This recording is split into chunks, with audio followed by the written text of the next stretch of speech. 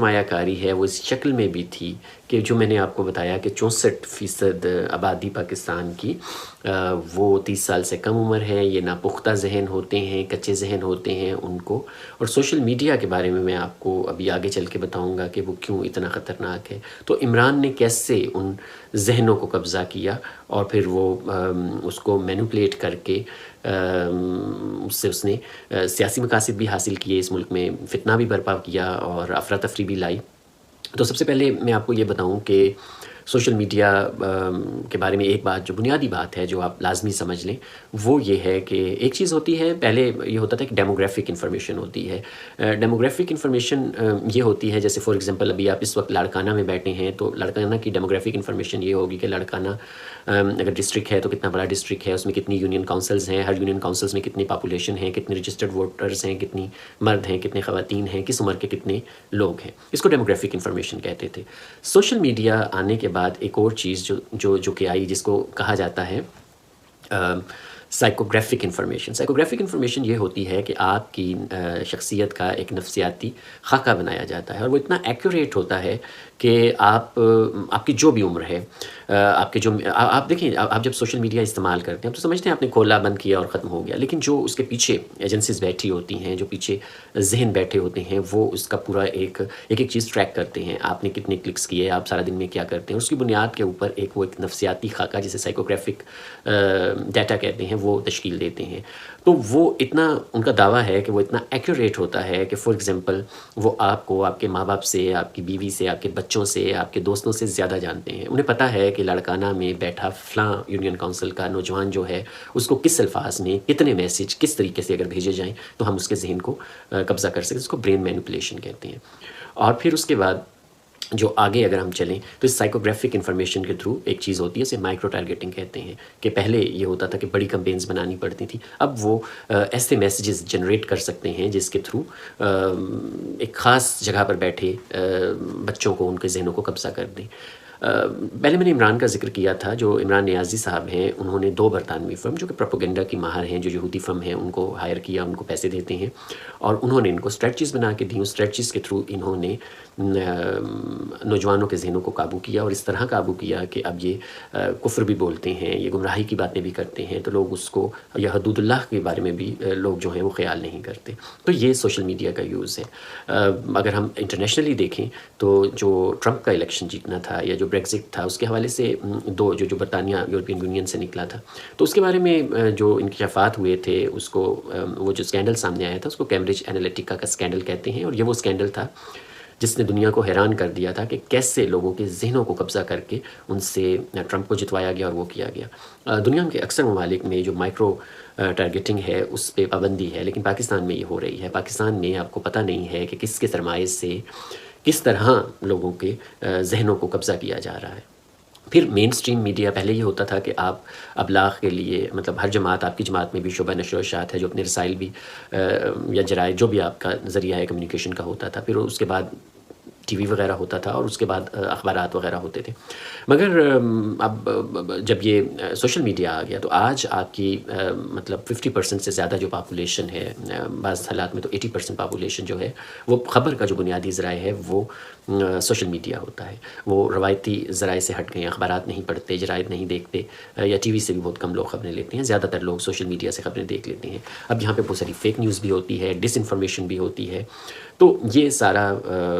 اور یہ ایک اپورچونٹی بھی ہے. یہ ایک اپورچونٹی ہے کہ جو آپ یوز کر سکتے ہیں اپنی جماعت کا، اسلام کا، دین کا پیغام جو ہے آپ زیادہ مؤثر طریقے سے پہنچا سکتے ہیں. اور اسی کے لیے یہ جو آپ نے تشکیل دیے ہیں 6 یا 7 ہزار والنٹیئر آپ نے بنائے ہیں. اب ہم نے یہ دیکھنا ہے اور پھر اس میں بہت ساری چیزیں ہیں. آپ نے مختلف میڈیمز ہیں، جیسے کہ میں نے پہلے بتایا کہ فیس بک سب سے زیادہ ہے، اس کے 4.5 کروڑ کے قریب یوزرز ہیں. پھر ٹویٹر جو ہے وہ تھوڑا کم میڈیم ہے، مگر ٹویٹر کا اچھی چیز یہ ہے کہ یہاں جو رائے عامہ والے ہیں، جو بڑے صحافی ہیں، جو بڑے دانشور ہیں، جو بڑے اساتذہ ہیں، علماء ہیں، وہ سارے یہاں پر موجود ہوتے ہیں. آپ ان سے ڈائریکٹ کمیونیکیٹ کر سکتے ہیں، بات کر سکتے ہیں.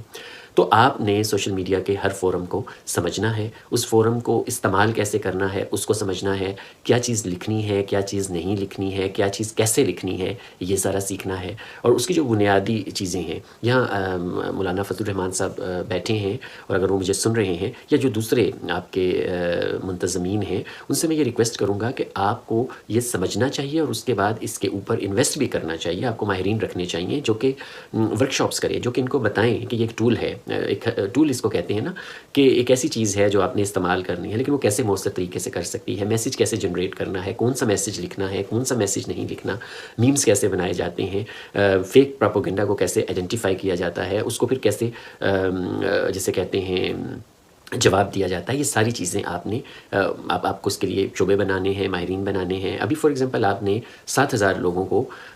رکھا ہے۔ اب یہ جو 7,000 لوگ ہیں، ان کی پریزنس ہمیں نظر بھی آنی چاہیے۔ اس کا مطلب یہ ہونا چاہیے کہ کوئی بھی ٹویٹ جو مولانا صاحب کرتے ہیں، آپ کی جماعت کے مرکزی قائدین کرتے ہیں، اس کو اگر فار ایگزامپل میں ٹویٹ کی بات کر رہا ہوں تو اس کو 6 سے 10,000 کے قریب ریپوسٹ یا ری ٹویٹس ملنے چاہیے، یہیں سے امپیکٹ بنے گا۔ پھر سوشل میڈیا کی جو مہم ہے وہ کیسے شروع کرنی ہے، ٹرینڈز کیسے بنانے ہیں، ہیش ٹیگ کیا ہوتے ہیں، یہ ساری چیزیں ہیں جو آپ نے سیکھنی ہیں، اور جس کے لیے میں نے جیسے پہلے بھی ان سے درخواست کی ہے کہ انہیں ورک شاپس کرنی چاہیے، انہیں تربیتی لٹریچر بنانا چاہیے، آسان زبانوں میں بنانا چاہیے تاکہ لوگ جان سکیں۔ پھر سوشل میڈیا کی جو ایک اور بہت بڑی بات ہے، دیکھیں جو مین اسٹریم میڈیا ہے، جو اخبارات ہیں، جو جرائد ہیں، ان کا ایک بائسڈ ہے، ان کا ایک تعصب ہے اسلامی جماعتوں کے بارے میں۔ ابھی آپ نے فلسطین کے معاملے میں دیکھا، ہمارے ملک کے بڑے بڑے نامور صحافی جو ویسے انسانی حقوق کے چیمپئن بنتے ہیں، انہوں نے ایک لفظ نہیں بولا۔ تو سوشل میڈیا آپ کو یہ کہہ لیں کہ چانس دیتا ہے کہ آپ اپنی آواز کو عوام تک ان کی محتاجی کے بغیر، اب مطلب یہ ارریلیونٹ ہو گئے ہیں، ٹی وی چینلز، بڑے بڑے میڈیا صحافی یہ ارریلیونٹ ہو گئے ہیں، آپ ڈائریکٹ اپنی بات کو پہنچا سکتے ہیں نوجوانوں تک، ہر اس شخص تک جس کے پاس ایک موبائل ہے اور جس نے موبائل رکھا ہوا ہے، آپ اس تک پہنچا سکتے ہیں۔ تو یہ ایک بڑی سہولت بھی ہے۔ اب اپنی جماعت کا پیغام، جیسے آج یہ اجتماع ہو رہا ہے، اگر مؤثر سوشل میڈیا کمپین ہو تو مطلب پورے ملک میں، پوری دنیا میں لوگوں کو یہ پتہ چل جائے گا، لیکن جب نہیں ہوگا پھر نہیں پتہ چلے گا۔ آپ کی جماعت کی ایک سٹرینتھ ہے۔ فار ایگزامپل اگر مولانا صاحب ابھی اعلان کریں کہ انہوں نے اسلام آباد میں ایک اجتماع کرنا ہے، تو کل پاکستان کی تاریخ کا یا کسی بھی جماعت سے زیادہ بڑا اجتماع کر سکتے ہیں۔ اب یہ ایک نظم ہے، آپ کی 100 سال پرانا جماعت ہے، آپ نے ایک ایسا نظم اور ایک ایسی تشکیل ممکن بنائی ہے کہ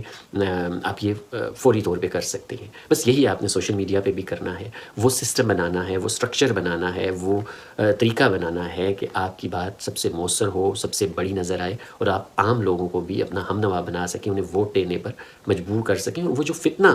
عمران کی صورت میں اور دوسرے ایسی طاغوتی قوتیں ہیں یا بیرونی عناصر ہیں یا پاکستان دشمن یا اسلام دشمن عناصر ہیں وہ پھیلا رہے ہیں، ان کو روکا جا سکے۔ تو